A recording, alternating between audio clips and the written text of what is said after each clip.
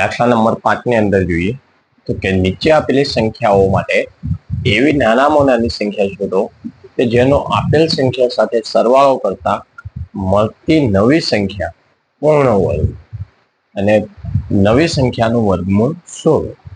આનો મતલબ શું છે કે આપેલી સંખ્યા પૂર્ણ વર્ગ નથી. બરાબર, આપણે કોઈ એવી સંખ્યા ઉમેરવાની છે કે નાનામાં નાની સંખ્યા ઉમેરવાની છે કે જેથી સંખ્યા પૂર્ણ વર્ગ બને અને તે નવી સંખ્યા મળે તેનું આપણે વર્ગમૂળ શોધવાનું છે. તો જોઈએ આપણે 525 આપેલા છે. બરાબર, આપણે દાખલા નંબર 4 ની અંદર શું કરતા હતા કે શેષ બાદ કરી દેતા હતા. બરાબર, તો પૂર્ણ વર્ગ મળી જતી હતી. આની અંદર એવું નહીં થાય. બરાબર, આપણે આની અંદર ઉમેરવાની છે. તો જોઈએ 525 5 છે તો 2 નો વર્ગ લઈશું. 4 1 2 ઉમેરી દઈએ.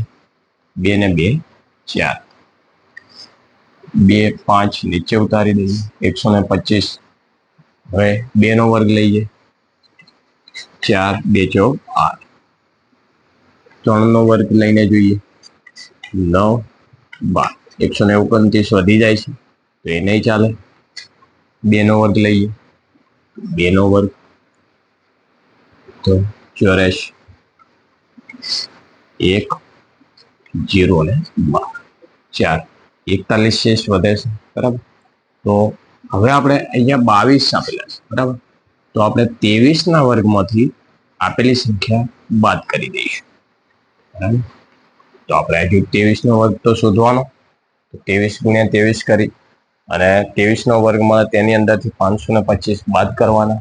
બરાબર, બહુ મોટો દાખલો થઈ જશે. આપણે બીજી રીતના પણ ગણીશું. બરાબર, બીજા દાખલા આપણે બીજી રીતના ગણીએ.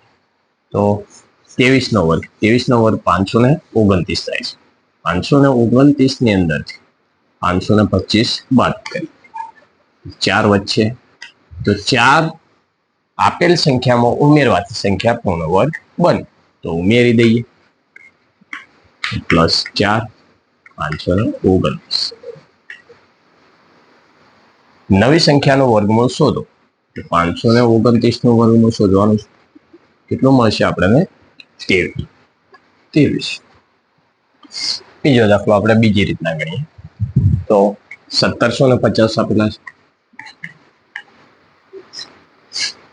તો 17 છે. બરાબર, તો 4 નો વર્ગ લઈશું.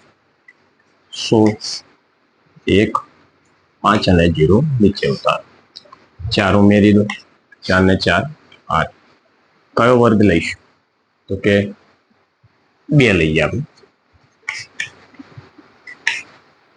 164 વધી જાય છે.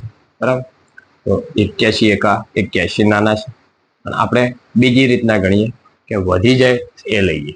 બરાબર, આમ તો ભાગાકારમાં એવો નિયમ છે કે વધી ના જવા જોઈએ. બરાબર, પણ આપણે સંખ્યા ઉમેરવા માટે સંખ્યા શોધવાની છે. બરાબર, તો આપણે આ લઈશું.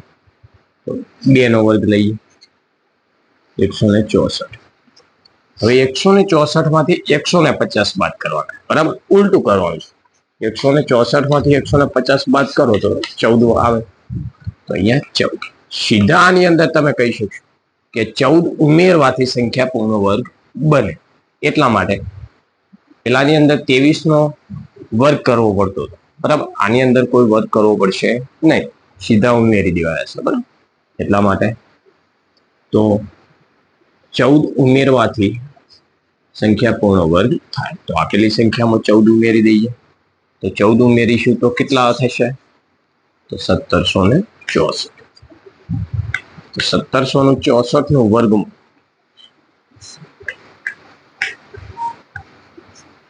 1764 નું વર્ગમૂળ 42. બરાબર, સીધા એ જ લખી દેવાના 42. તો આ સહેલું પડશે તમને. બરાબર, આ રીતના તમે ગણી શકો. ત્રીજા દાખલા 252.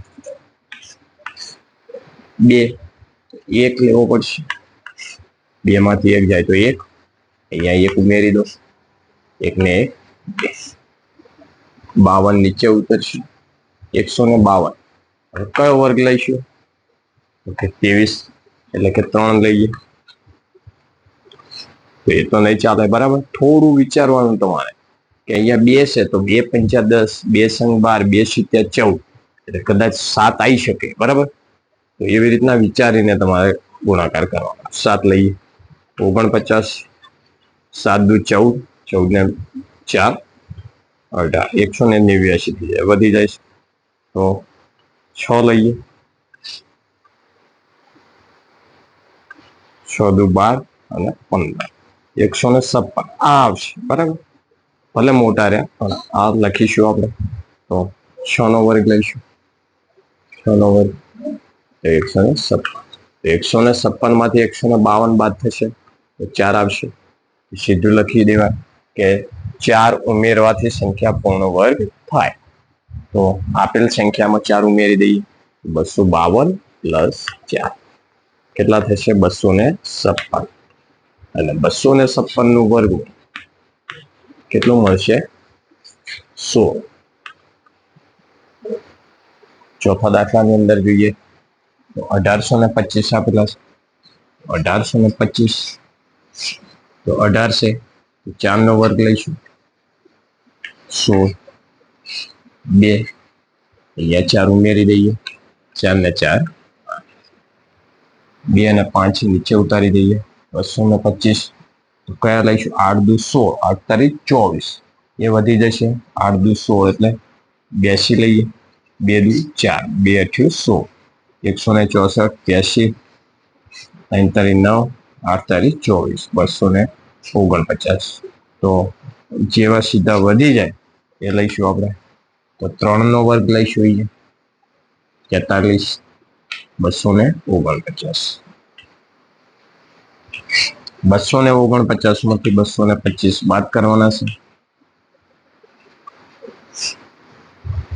4, 2, 0 એટલે 24 આવશે. 24 તો આપણે સીધું લખી દઈશું કે 24 ઉમેરવાથી સંખ્યા પૂર્ણ વર્ગ બને. 24 આપેલ સંખ્યાની અંદર ઉમેરી દઈએ, 1825 પ્લસ 24 કેટલા થશે? 1849. 1849 નો વર્ગમૂળ કેટલું મળે છે? 43. છેલ્લો દાખલો જોઈએ, 6412, 2 ની જોડી. તો 8 નો વર્ગ લઈશું, 64, 0 0 12 નીચે આવશે, 8 ઉમેરી દઈએ, 8 ને 8 16. હવે તો 12 તો નાના છે, બરાબર. તો 0 લઈશું તો 0 0 થઈ જશે ને. કઈ રીતના? 160 ગુણ્યા 0, 0 નો વર્ગ લઈએ તો 0 0 ને 0, બરાબર. એના પછીનો આપણે વધારે લેવાના છે, બરાબર. તો 1 લઈશું તો 1 નો વર્ગ તો 161 ગુણ્યા 1, 161 થશે. 161 માંથી 12 બાદ કરો,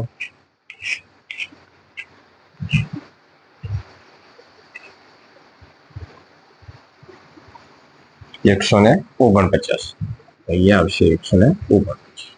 તો આપેલ સંખ્યામાં 149 ઉમેરવાથી સંખ્યા પૂર્ણ વર્ગ બને. તો ઉમેરી દઈએ 6412, 149, 6000, 4 ને 5, 4 એક 5 અને 1 વધી આવશે એટલે 6 અને 9 2 11. તો 6561. 6561 નું વર્ગમૂળ કેટલું મળશે? 81. તમને જે રીત પસંદ આવે એ રીતના તમે ગણી શકો છો, બરાબર.